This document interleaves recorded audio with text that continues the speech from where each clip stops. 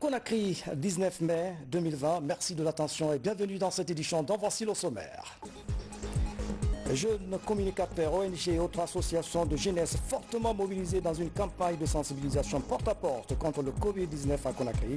L'opération est pilotée par le ministère de la Jeunesse avec l'appui de l'INFP. La commune de Matoto est la commune la plus touchée par la pandémie Covid-19. De nombreux cas positifs restent introuvables. C'est ce qu'indique le dernier rapport de l'ANSS. La situation est préoccupante. Au sommaire encore, la lutte contre le Covid-19 a fait explorer les talents. Un jeune Guinéen vient d'inventer une tablette médicale Made in Guinée. Cet outil est maintenant opérationnel à Tonka. Son inventeur sera dans ce journal. Moutaga Keita, bonsoir, à tout à l'heure. Mesdames et messieurs, bonsoir. Une fois n'est pas coutume, nous ouvrons ce journal avec ce chiffre record enregistré dans nos centres d'isolement. Ce mardi, 242 personnes sont sorties guéries du Covid-19 contre 67 nouveaux cas confirmés dans tout le pays. Depuis 3 jours, le nombre de nouveaux cas stagne. Le personnel soignant gagne progressivement son combat contre la maladie. Dans le même registre, la campagne de sensibilisation sur le Covid-19 dans les 5 communes de Conakry, le ministère de la Jeunesse et Emploi Jeunes pilote l'activité avec l'appui de l'UNFPE. C'est une opération porte-à-porte qui implique les ONG et associations de jeunes communicateurs. Elle durera 2 semaines. La stratégie vise à briser la chaîne de propagation du coronavirus. Voici le reportage de Moussa Bangoa. Portons nos masques, gardons nos distances. C'est sous ce slogan que le projet de riposte contre le Covid-19 est lancé, ici à la Maison des Jeunes de Taouya. Le but de l'opération est de mieux impliquer les jeunes dans la lutte contre cette maladie. S'appuyant sur l'engagement citoyen et dynamique de ces jeunes, mais aussi sur l'expérience, sur une expérience en matière de volontariat d'urgence sanitaire, le département a initié un projet mettant l'accent sur la communication mobile à travers des motos et des véhicules, la communication sur support mobile, la distribution de masques faciaux et de dispositifs de lavage de mains. Ce projet ici, ce n'est que pour les jeunes, par les jeunes, de distribuer les méthodes de protection, à savoir les masques que je porte ici, et les kits d'hygiène, de savoir comment battre et combattre le Covid. Ça, c'est le but du projet, mais ça, c'est une petite partie, un pierre parmi d'autres, pour construire ce qui est la fondation d'une réponse nationale et holistique, qui doit demander beaucoup de différents types de réponses. Autre facette de cette cérémonie, l'inauguration du centre d'apprentissage et d'incubation des métiers. Là, une 50aine de jeunes est recrutée pour la formation. Dans l'urgence sanitaire contre le Covid-19, le centre est mis à contribution pour la confection des masques de protection. C'est le projet Un tailleur, une machine dont vous aviez entendu parler en 2016, qu'on a présenté pour la première fois au public à l'occasion de la journée internationale de la jeunesse à la Blue Zone. Aujourd'hui, je peux dire qu'on est vraiment en train de le lancer pour répondre à la riposte contre le Covid, conformément à l'appel du chef de l'État qui a demandé de confectionner des masques conventionnels à moindre coût. Pour gagner le combat contre cette pandémie, 40 ONG et 50 communicateurs seront déployés pendant 2 semaines dans les différentes communes de la capitale. Objectif, sensibiliser les familles pour un changement de comportement afin de bouter cette maladie hors du pays. Le Covid-19 est une pandémie qui est guérissable si la maladie est dépistée à temps.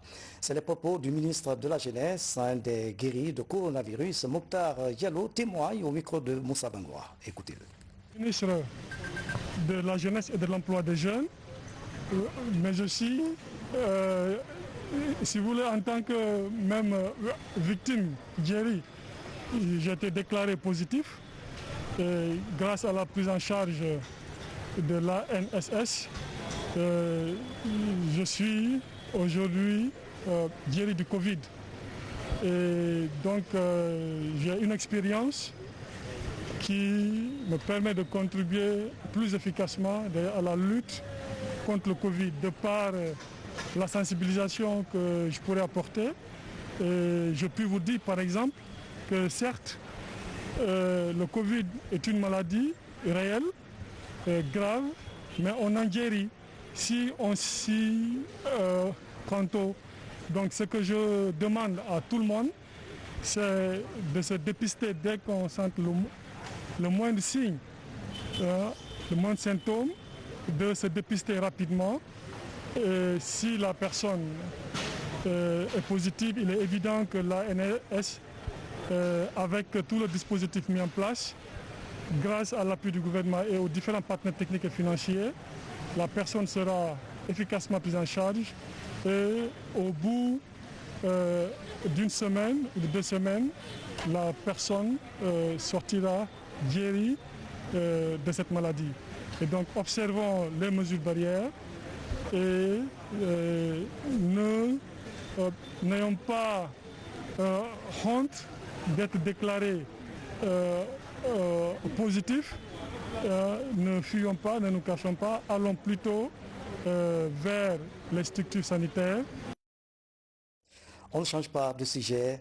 Dans le dernier rapport de l'Agence nationale de sécurité sanitaire, la commune de Matoto est la commune la plus touchée par le coronavirus. Une situation difficile à gérer. Des personnes testées positives restent introuvables. La question préoccupe les autorités communales. Des mesures sont envisagées pour retrouver les malades par le biais de la sensibilisation. Younous Atawel Kamara. Avec une population estimée à environ 900 000 habitants, Matoto représente la plus grande circonscription de la ville de Conakry. Selon le dernier rapport de l'Agence nationale de sécurité sanitaire, cette commune est la plus touchée par le coronavirus en Guinée. À ce jour, certaines personnes atteintes de cette pandémie sont hospitalisées. D'autres, par contre, vivent avec la maladie dans les quartiers dans l'anonymat. Face à cette situation, les autorités communales, en synergie avec certaines structures de la place, lancent une campagne de dépistage volontaire dans les différents ménages concernés. J'ai appris en même temps que les autres qu'il y a certains quartiers de la commune, notamment Bessia et Imaya, qui sont touchés du Covid-19. Donc ça a été vraiment un souci pour nous. D'après les informations reçues à date du 18 par la directrice communale de la santé, à travers leur structure déjà mise en place, aujourd'hui le nombre de cas confirmés dans la commune est à 514. Donc il y a eu 10 cas confirmés qui complètent à 514 cas aujourd'hui par rapport à l'ensemble des cas de la République. Donc ce qui dénote qu'il nous faut encore un grand effort pour que vraiment Matoto puisse rester dans cet intervalle-là pour ne pas qu'on dépasse. Pour mener à bien le combat, certains jeunes sont formés sur les notions liées au mode de transmission et de prévention de la maladie à coronavirus.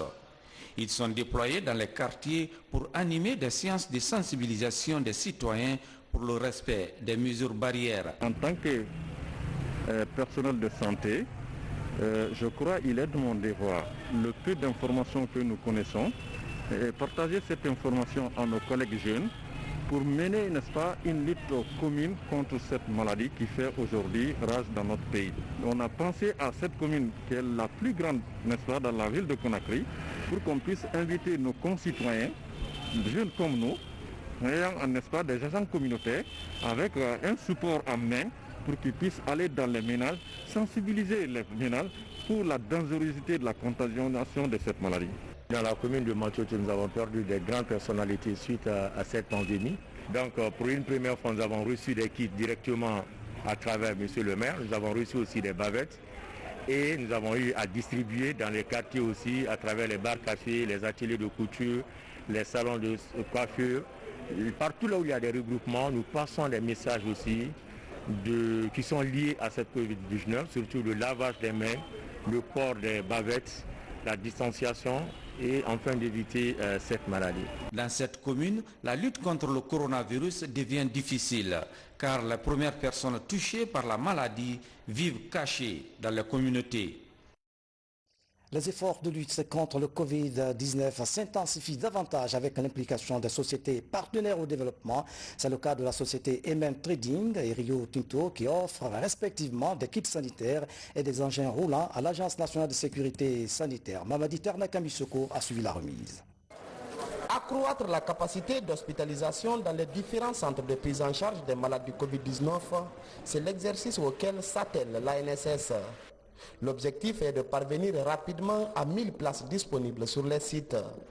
Dans le but de faciliter l'hébergement des patients du coronavirus, la société MN Trading, évoluant dans l'agro-industrie, vient en appui aux acteurs de la riposte par la remise de 50 lits et 50 matelas. J'ai vu la situation ici maintenant comme un peu grave par tout mondial. Donc on a décidé pour aider pour les 50 lits avec 50 matelas pour les Guinéens. On a vraiment remercié pour vous tous. Nous disons merci à la société. Les 50 lits seront utilisés dans les sites de prise en charge parce qu'on est en train de monter notre capacité d'accueil, d'hospitalisation plutôt, à 1000 lits. Donc envoyez-nous aujourd'hui 50 lits et 50 matelas. Ils vont être utilisés directement sur les sites. L'autre accompagnement qui vient galvaniser l'Agence nationale de sécurité sanitaire est cette dotation en engins roulants. 3 véhicules tout-terrain sont offerts par la société minière Rio Tinto dans le but de faciliter la mobilité du personnel soignant. On avait déjà annoncé ces dons-là, mais aujourd'hui c'est simplement mettre l'acte à l'œuvre. Et ces dons, c'est pour vraiment aider la Guinée tout entière, le gouvernement et l'ANSS à travers le ministère de la Santé, pour pouvoir soutenir aux besoins dans la lutte contre le Covid, qui est une préoccupation pour tout le monde de nos jours, que ce soit mondial ou la Guinée. Ce don de véhicules est la deuxième intervention de Rio Tinto auprès de l'organe de coordination dans la lutte contre le Covid-19. Sous la coupe de l'Alliance du secteur privé pour la sécurité sanitaire, la société avait contribué à hauteur de plus d'1 milliard de francs guinéens sur les 4 milliards mobilisés par 3 multinationales évoluant dans le pays. Scientifiques, corps médical et autres inventeurs sont mobilisés dans la lutte contre le Covid-19. En Guinée, presque chaque semaine est marquée par une invention remarquable. Il y a quelques jours, nous vous montrions la tablette médicale conçue par notre compatriote Moutaga Keïta. Cette création est maintenant opérationnelle à Donka et c'est le monde qui s'intéresse à cette invention Made in Guinée. Nos confrères de Canal+ sont émerveillés par cette tablette que vous allez le voir. Suivez le reportage donc dans le magazine Réussite. À Conakry, l'hôpital de Donka accueille les malades atteints du Covid en Guinée. Et depuis quelques jours, il s'est équipé avec une technologie guinéenne. Désormais, pour diagnostiquer ses patients, le professeur So utilise cette tablette conçue dans le pays. Là, il nous permet de prendre les paramètres vitaux. Nous avons à partir de ça la saturation. Voilà. Et donc nous avons la saturation qui est de 99%. Donc ça veut dire que l'oxygène est bien distribué dans tout l'organisme. Et puis nous avons la fréquence cardiaque qui est de 82. Mais en plus de ça, à partir de cette caméra thermique-là, on peut prendre la température. Ça permet de suivre les constantes vitales des malades. Quantité d'oxygène dans le sang, rythme cardiaque, température. Cette tablette permet de mettre en évidence les symptômes de la maladie. S'il y a une couleur rouge, ça veut dire qu'il faut intervenir. Il faut intervenir, il faut voir pourquoi il n'est pas bien, pourquoi il désature. Il faut l'examiner et puis il faut l'envoyer. S'il a besoin de l'oxygène, il faut mettre de l'oxygène. S'il a besoin de beaucoup d'oxygène, d'ailleurs s'il désature beaucoup, il faut l'envoyer dans la salle de réanimation, etc. Cette innovation qui change la vie des professionnels de santé, c'est Moutaga Keïta qui l'a conçu. Ce pionnier de la télémédecine travaillait déjà sur des projets de diagnostic à distance. Face à la pandémie, il a développé cette tablette en moins de 7 jours. Lorsqu'il y aura, je l'espère bien, une centaine de tablettes autour de l'hôpital ou dans la capitale, et bien que toutes ces informations-là soient unifiées et qu'un même patient qui puisse être suivi sur toutes les tablettes en même temps. N'importe quelle tablette, en mettant le nom, peut reconnaître le patient et intégrer ses données. La tablette est en cours de test par les équipes du professeur So. Si les tests sont concluants, l'hôpital devrait passer commande de plusieurs exemplaires. Prix catalogue, $3000 pièce. Un prix qui pourrait baisser si les commandes sont importantes. Et par nos propres innovations et tout ce que nous attendons, c'est une réactivité des pouvoirs publics au niveau des décisions, surtout changer la cadence, aller sur une cadence d'urgence plutôt que d'aller dans une cadence normale où on a le temps. Non, là on n'a pas le temps. Le vœu de Muntaga pourrait être exaucé. Déjà, plusieurs établissements de santé se sont montrés intéressés. Bientôt, la tablette guinéenne pourrait être exportée en Côte d'Ivoire, au Burkina ou encore au Ghana, mais aussi en Europe.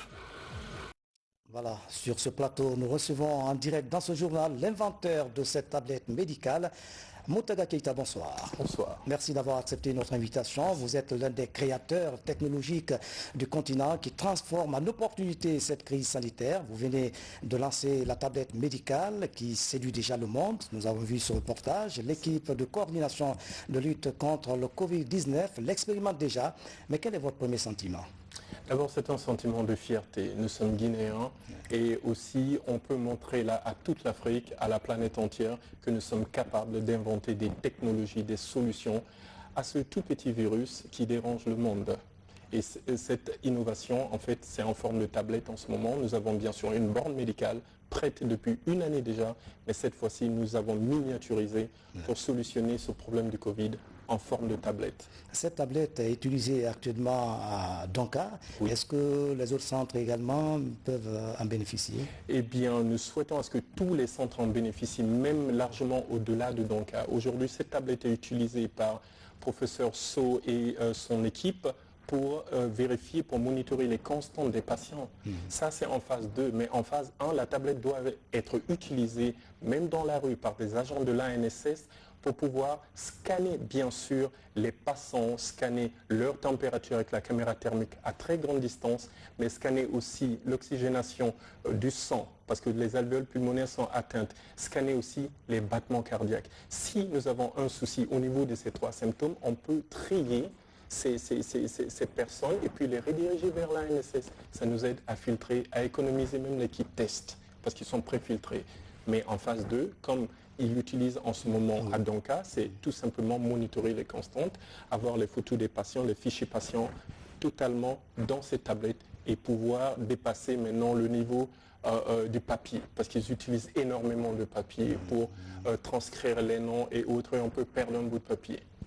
Là, la tablette concentre toutes les données du patient, et si nous avons plusieurs tablettes, les tablettes s'échangent d'une façon très sécurisée.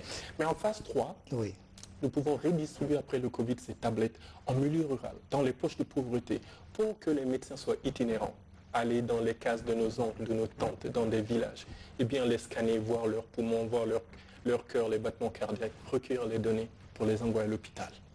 C'est une grande invention, Mais comment, qu'est-ce qu'il faut pour se doter de cette tablette? Très simplement, il faut l'acheter. Et puis, ce que nous souhaitons, c'est que le gouvernement, en fait, met la main à la poche et fournisse à l'équipe de professeur So, donc au moins les 100 tablettes, parce que l'équipe de professeur So a testé ces tablettes et le rapport a été très favorable. Après les essais cliniques, eh bien, là, ils ont fait tout un rapport qu'ils ont envoyé au comité scientifique, bien sûr, qui doit envoyer au président de la République réclamant au moins 100 tablettes, parce qu'il faut une tablette par infirmier pour s'occuper de 10 patients.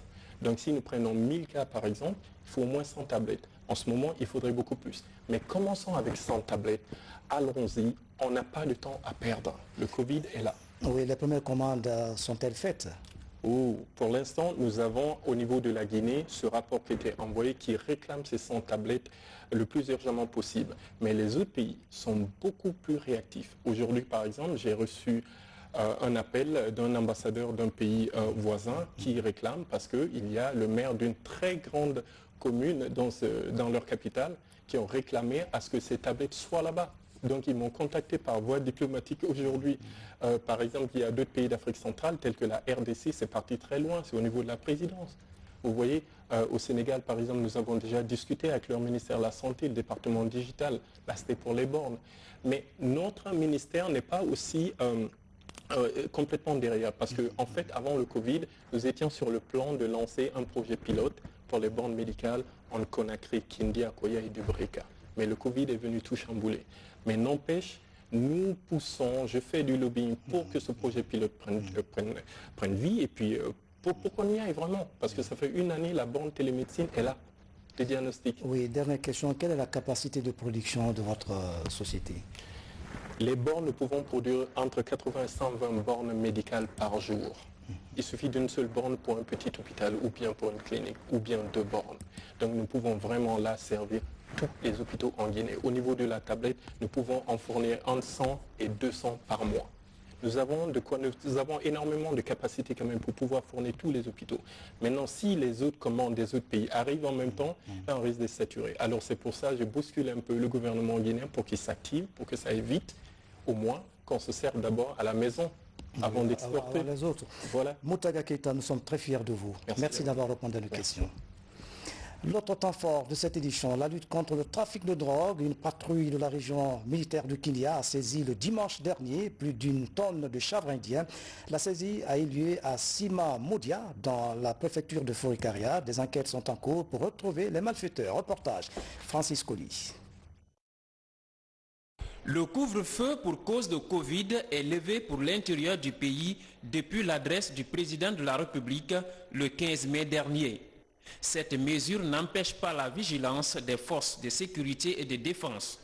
Une patrouille mixte de la région de Kindia, dans sa mission de sécuriser la population, a réussi la saisie de 1333 kg de chanvre indien à Sinamoudia, un petit village de la sous-préfecture de Moussaya, situé dans la zone frontalière entre la préfecture de Forikaria et la Sierra Leone. C'est suite à des investigations menées sur le terrain, dans l'exécution du GV de monsieur le général de brigade commandant la première région militaire de Kindia, que nous sommes parvenus à procéder à une fouille dans la sous-préfecture de Moussaya, précisément dans le district de Laya, à 74 km du PC de la première région militaire de Kindia. Donc, arrivé sur le terrain, il n'y avait personne, parce que les villageois avaient évacué du village la quantité. C'était dans la brousse en profondeur. Ce que moi je vais demander à nos concitoyens, c'est d'abandonner des pratiques pareilles, d'arrêter d'intoxiquer la jeunesse guinéenne. Parce que s'ils ne vendent pas, s'ils n'apportent pas au marché, les enfants ne peuvent pas avoir l'ambition de les acheter. Mais nous avons engagé une lutte farouche. Le produit prohibé saisi le 17 mai dernier est cortégé au camp Kémé Bourema de Kindia. Les propriétaires du colis interdit et leurs complices sont vivement recherchés. Religion. La communauté musulmane de Guinée célèbre cette nuit Laylatul Qadr ou la nuit du destin. C'est durant cette nuit que le Coran fut révélé au prophète Mohammed, paix et salut sur lui, par l'ange Gabriel dans la grotte de Hira. Les actes d'adoration, d'invocation et de prière sont encouragés cette nuit, fêtée cette année dans un contexte de crise sanitaire. À propos, nous vous invitons à suivre un extrait de la déclaration du secrétaire général aux affaires religieuses. En tenant compte de la conjoncture sanitaire internationale, vous allez célébrer, musulmans et musulmans de Guinée, dans la plus grande intimité, la nuit de Laylatul Qadr, de ce soir, mardi 19 mai 2020, avec la clé, le respect des mesures ci-après. La fermeture de toutes les mosquées et églises, l'interdiction des regroupements d'hommes, le port obligatoire des cachemires, l'adoption des gestes barrières, etc. Toute disposition gouvernementale relevant du respect des mesures préventives vivement recommandées par les professionnels de la santé.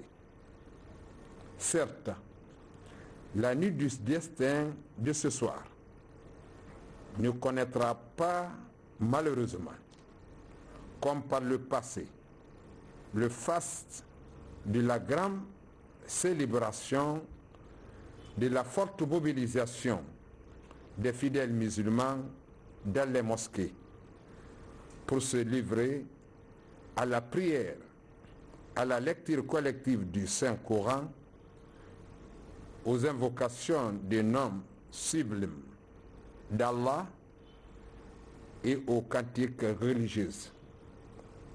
Pour ce faire, nous resterons donc dans nos familles respectives avec les nôtres pour célébrer à notre façon la nuit de Laylat al-Qadr 2020 en priant, lisant le Saint-Coran et invoquant Allah pour que ce Dieu tout-puissant guérisse la Guinée de cette maladie et la sorte définitivement de notre pays et du monde entier.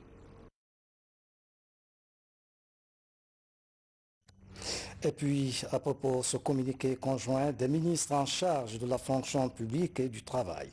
Conformément aux dispositions du décret numéro D 95-250 PRG-SGG du 1er août 1995 instituant le fait légal en République de Guinée, les ministres en charge de la fonction publique et du travail portent à la connaissance des travailleuses, travailleurs et agents des secteurs publics mixtes et privés que la journée du mercredi 20 mai 2020, lendemain de la nuit de Laylat al-Qadr, est déclarée fériée, chômée et payée sur toute l'étendue du territoire national. Les ministres en charge de la fonction publique et du travail profitent de cette heureuse occasion pour souhaiter bonne fête à tous les fidèles musulmans de Guinée, signé Billy Nkouma Doumbouya. Et puis cet autre communiqué du bureau de l'Assemblée nationale. Le président de l'Assemblée nationale porte à la connaissance des honorables députés et du ministre de la Justice et garde des Sceaux, représentant du chef de l'État, professeur Alpha Condé auprès des institutions constitutionnelles, que la plénière initialement prévue pour ce mercredi 20 mai est reportée au jeudi 21 mai 2020 à 11h précise dans la salle des congrès du Palais du Peuple à Conakry. Cette plénière sera exclusivement consacrée aux travaux de validation des commissions permanentes de l'institution parlementaire. Vu l'importance de l'ordre du jour, la présence de l'ensemble des honorables députés est requise. Conakry le 19 mai 2020 pour le bureau, le président honorable Amadou Damaro Camara. C'est la fin de cette édition à tous. Merci de nous avoir suivis. Je vous souhaite une nuit paisible. À demain.